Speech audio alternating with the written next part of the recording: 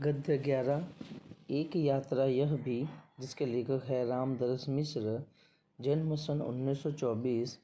रामदरस मिश्र जी हिंदी साहित्य के प्रथम कोटि के साहित्यकार हैं। आपने कहानियाँ, काव्य एवं उपन्यास आदि क्षेत्रों में अपनी कलम चलाई है। आपके बहुचर्चित उपन्यास है जल टूटता हुआ और पानी के प्राचीर। आपकी कविताओं के संग्रह है बैरंग बेनाम चिट्ठियाँ, पक गई है धूप, जुलूस कहाँ जा रहा है, आम के पत्ते आदि। आपके कहानी संग्रह है खाली घर, पसंद का एक दिन, 61 कहानियाँ तथा मेरी प्रिय कहानियाँ। आम के पत्ते काव्य संग्रह को व्यास सम्मान से सम्मानित किया गया है। आपका हिंदी अकादमी के शिखर सम्मान एवं उत्तर प्रदेश हिंदी संस्थान के भारत भारती पुरस्कार से प्रतिष्ठित किया गया है।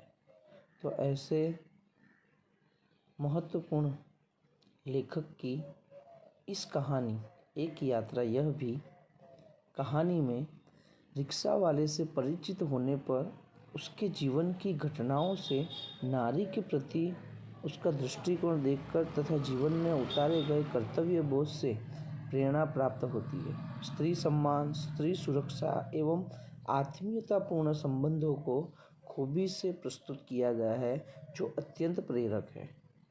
आज के सांप्रत प्रवाह में हम देखते हैं कि आज नारी की क्या दशा है। आज न्यूज़पेपरों में, अखबारों में, समाचारों में, दूरदर्शन पर हम देखते हैं कि नारी को किस नज़र से देखा जाता है। और पिछले 1-2 साल से जो नारी के प्रति समाज के अंदर जो घृणा, बलात्कारी एटीट्यूड, ये देखकर बहुत दुख होता है। इस पर ये कहानी बहुत ही फिट बैठती है कि नारी को किस तरह हमें सम्मान से, स्त्री सुरक्षा से और आत्मीयतापूर्ण संबंध से उसको इज्जत देनी चाहिए। और भारतीय संस्कृति में तो यत्र नार्यस्तु पूज्यते रमन्ते तत्र देवता कहा गया है। यानी जहाँ नारियों की पूजा होती है वहाँ देवता वास करते हैं। तो हम हमारी भारतीय संस्कृति को भूल चुके हैं, तो हमें इस पे बहुत ध्यान देना चाहिए। नेता और आज हम देखते हैं राजनीति में स्त्रियों को दिखावे से अनामत और महत्व, समौड़ी, न जाने क्या क्या कहते रहते हैं, लेकिन वास्तविक जीवन के अंदर हम आज भी देख रहे हैं कि समाज में स्त्रियों का शोषण हो रहा है।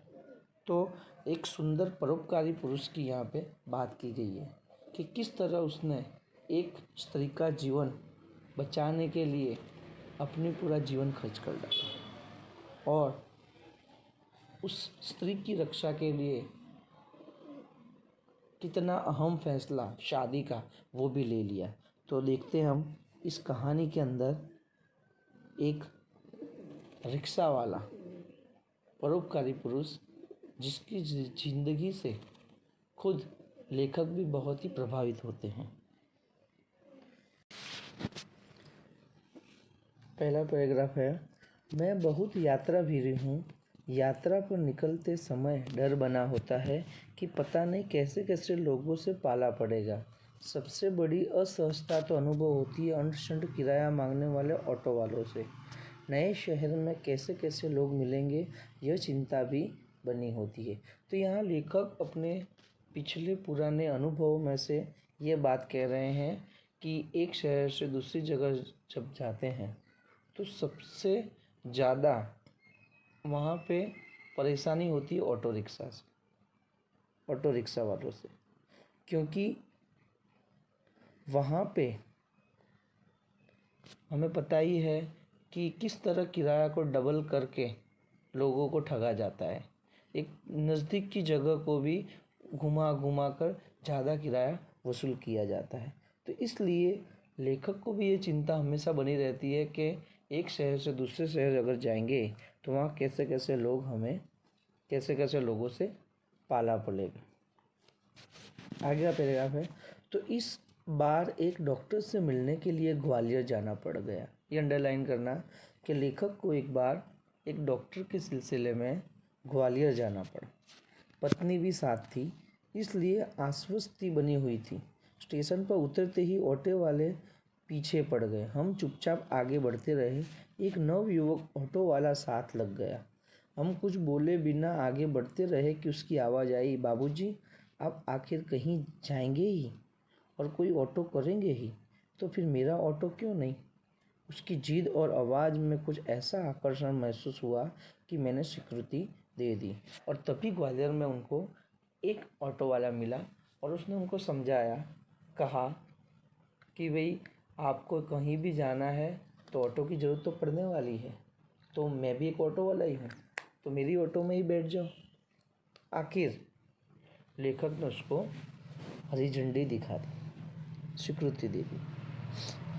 वह प्रेम भरी बातें करता रहा और हमें डॉक्टर के यहाँ पहुँचा दिया। उसके द्वारा बताए वांछित पैसे देकर डॉक्टर के घर की कॉल बेल बजाई। ज्ञात हुआ कि डॉक्टर ने क्लिनिक की जगह बदल दी गई और जैसे ही उस एड्रेस पे पहुँचे डॉक्टर वाले, तो वहाँ पे डॉक्टर थे ही नहीं, उन्होंने क्लिनिक की जगह ही बदल दी थी। ऑटो वाले बिना हमारे कहे हमारा इंतज़ार कर रहा था, हमें नई जगह पर पहुँचा दिया। मैंने पूछा, कितने पैसे दे दूँ? उसने कहा, बाबूजी, जो इच्छा हो दे दीजिए। वैसे डॉक्टर के घर से यहाँ तक का किराया तो अतिरिक्त हो गया है ना? उसने पूछा, बाबूजी, यहाँ से कहाँ जाएंगे? मैंने होटल का नाम बता दिया और कहा, भाई तुम जाओ, यहाँ देर लग सकती है। तो वापस जिस नए पते पर क्लिनिक था वहाँ भी पहुँचा दिया और दोनों के बीच में अच्छी तरह बात हुई, लेखक के और उनके। अंत में रिक्शा वाले ने कहा कि बाबूजी आपको कहाँ जाना है, यहाँ से क्लिनिक से कहाँ जाना है, कौन सी होटल में ठहरे हुए हैं? तो उसके जवाब में लेखक ने पूरा एड्रेस और सारी डिटेल बताई और रात में कहा कि भाई तुम जाओ यहाँ से, क्योंकि यहाँ तो देर लगने वाली है, नंबर आएगा, उसके बाद दवाई दी जाएगी, तो ज़्यादा यहाँ पे देर लगेगी। वह कुछ बोला नहीं। हम डॉक्टर के पास चले गए। घंटा भर बाद निकले तो देखा वह वहीं खड़ा था। अब हमें महसूस होने लगा था कि यह ऑटो वाला कुछ और है।